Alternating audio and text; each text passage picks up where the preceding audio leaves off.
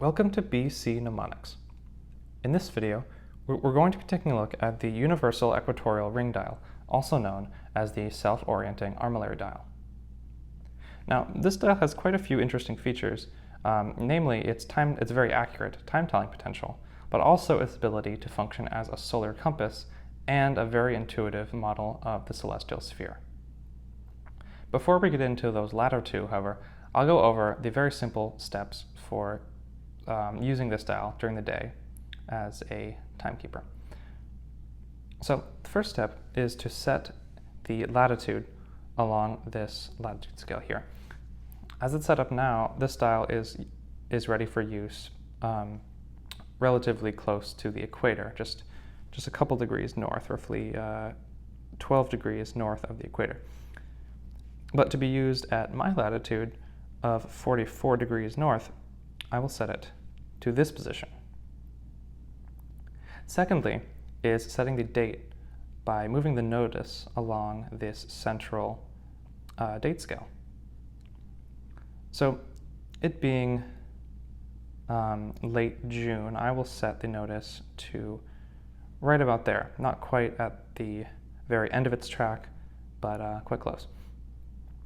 So at this point, the next step is to open the equatorial ring and point the nodus assembly to either the morning or afternoon hours, depending on where I expect to see the beam of sunlight appear. It's worth noting that if you're using this dial right at solar noon, you won't be able to see the beam of light appear indicating the time, and that is because this meridian line will block the path of the sun from passing through the nodus. However, just afternoon or before noon, you will be able to see the sun pass through, as it now has room to pass to the left of the meridian.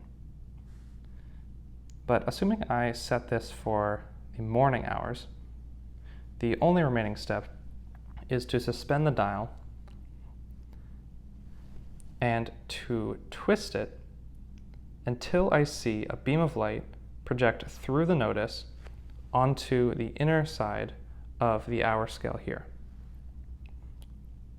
Now, when this happens, I want to take care to orient the beam of light at the very precise center of the ring. I will then consult the hour scale and see exactly where the beam lands with respect to the nearest hour. Now, that will give you solar time, and of course, to correct for civil time, you'll apply the appropriate longitude correction, equation of time, and daylight savings correction if applicable. Now, that will conclude the very simple overview of the time-telling potential of this dial. However, it can also be used to tell true north. And the procedure for this function is exactly the same, and in fact, while it's telling true north, it will also be telling the time.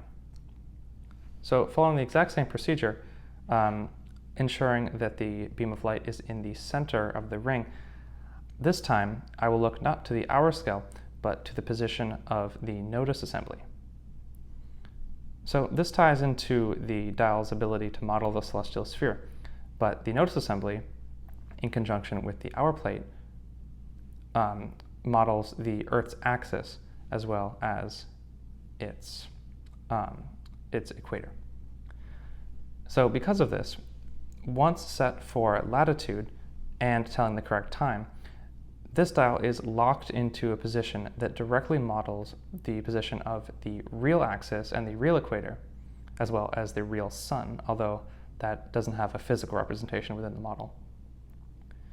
And as such, the axis of the model will be pointing parallel to the axis of the real Earth.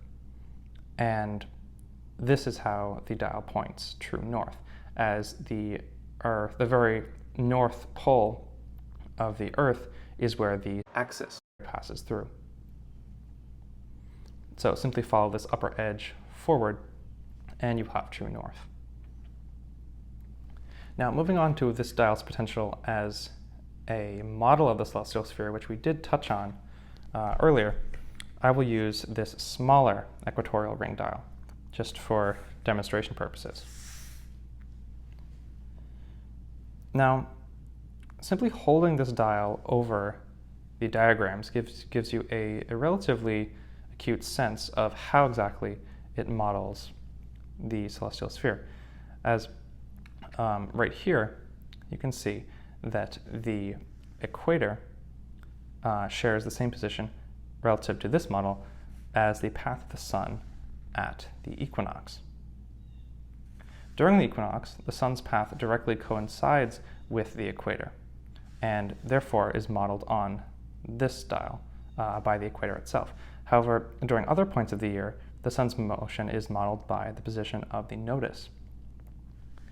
As I set it to the summer solstice, you'll see that the nodus's position above the equatorial ring can be likened to this band of the sun, the motion of the sun at the summer solstice.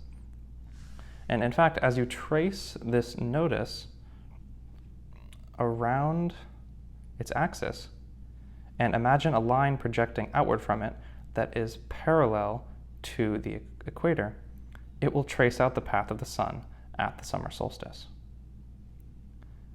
Now, this is true for any day of the year, as moving it down to the winter solstice, it will trace out the exact same path as seen on this model.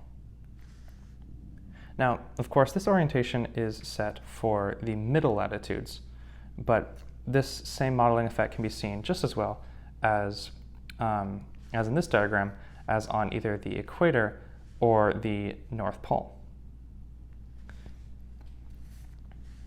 So at the equator, when the dial is set to 0, the sun arcs 90 degrees above the local horizon.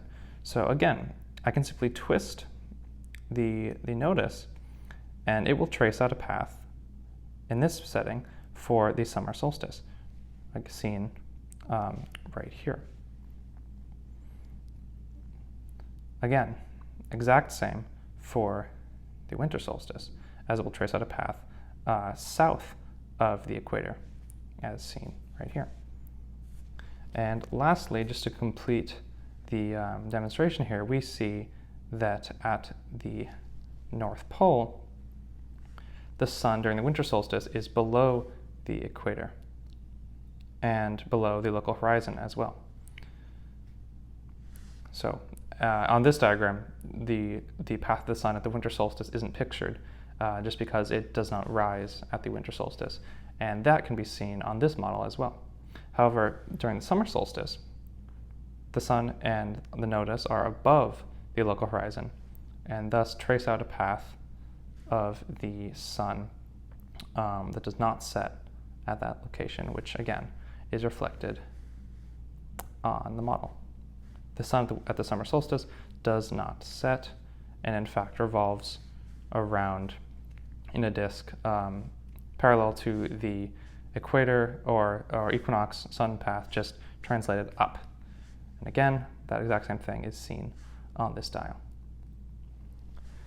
Now, that will conclude this demonstration, and I thank you for watching.